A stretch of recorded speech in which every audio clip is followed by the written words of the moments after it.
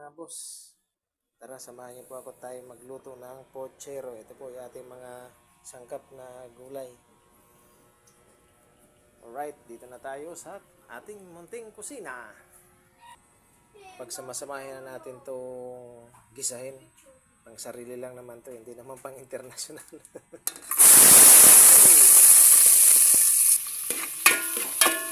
Halo-haluin natin ang bahagya bago natin ilagay yung karne.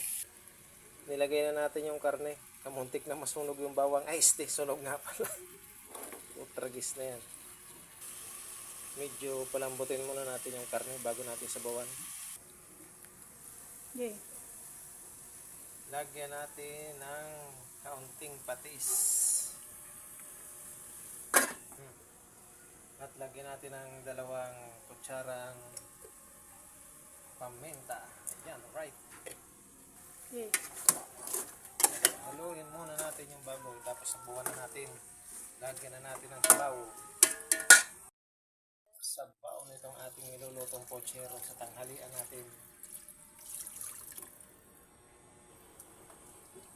Lagyan na natin itong patatas.